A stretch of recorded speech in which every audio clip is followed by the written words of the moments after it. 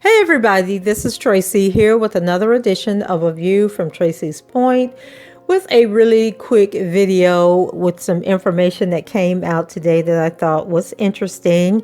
As you guys know, there was a pretrial status hearing in R. Kelly's case on yesterday, and I am still waiting for Judge Donnelly to post her rulings from that case.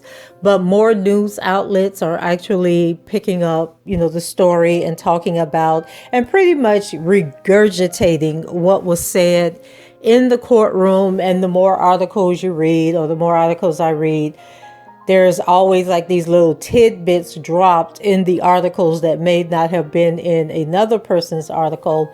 And before I get into the one thing that came out today, I just want to say that, although reporters may not be in New York and may not be in the courtroom, a lot of times these hearings and these especially the hearings, I know Judge Donnelly has ruled that she's not going to allow reporters in the courtroom during the actual trial, and that she's not going to set up a audio only call-in number during the trial. That doesn't mean that it's not happening for the pretrial hearings.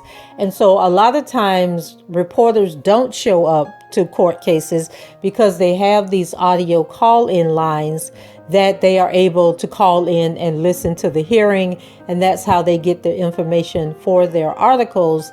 And in addition, media outlets, well, anybody actually in the public can buy transcripts from hearings. And so a lot of news outlets will basically just order the transcripts from the hearing. And those transcripts usually have a pretty good turnaround, because I've mentioned before in the Harvey Weinstein case that there was no reporters allowed. Well, the reporters could come in, but they couldn't record and they couldn't live tweet and that type of thing from his hearing.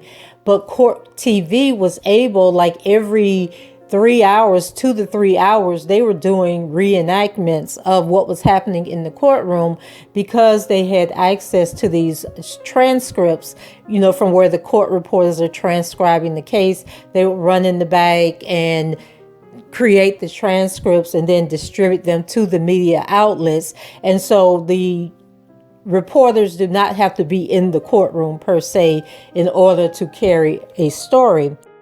And so on to what came out today in one of the articles that I read, and I believe it was the Chicago Tribune, or either it was ABC7 in Chicago. I know it was a Chicago outlet, but they reported that Judge Donnelly stated at the hearing yesterday that there is a strong possibility that R. Kelly will have to get in the witness stand. Like, he won't have to be on the witness stand to be interrogated by the prosecution to answer any questions.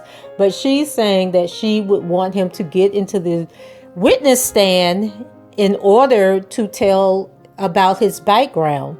And I mentioned in the video yesterday where she was talking about the character witnesses. And so this article further reiterated that the defense will be allowed to bring on character witnesses, but it will be very limited, and that these witnesses can't just get up there and say, oh, he's a good guy, he's the best guy in the world, that they must have substance and relevance in order to be considered good character witnesses, and that she will be limiting those. But the part where she allegedly said that R. Kelly may have to take the stand, he basically will talk about his background, I guess how he became a musician, that type of thing. And to me, that would be a good thing, because then he can talk about, his molestation as a child. He can talk about singing in the subway station. He could talk about why McDonald's is so significant to him, because it reminds him of his mother and how him and his mother used to go to McDonald's. And I think if the jury hears that, it will give them a different perspective, because if this is a place that reminded him of his mother and it was special and sacred, you know, in their relationship, then why would he want to tarnish that memory by going to the McDonald's and picking up people in the McDonald's? You see what I'm saying? Like, that wouldn't make sense. Like, that would be the last place that he would be, you know, scouring around trying to pick people up. So I think if he gets to tell that part of the story, you know, singing in the subway station, how he was discovered by Wayne Williams. Like, if he's able to tell all of that, and then maybe he could get in, you know, the part about how he really didn't, you know, understand his contracts, may have never read the contracts, and how he was dependent upon other people, you know, who had these expertise, and he kind of like let them have reign at, you know, what was going on. I think that could pretty much benefit him in the long run as far as how the jury sees him. So I haven't heard anybody else talk about the fact that the judge said this, that she wanted him to get in the witness stand and talk about his background. So hopefully this is true. And if it is true, I think it would be a good thing.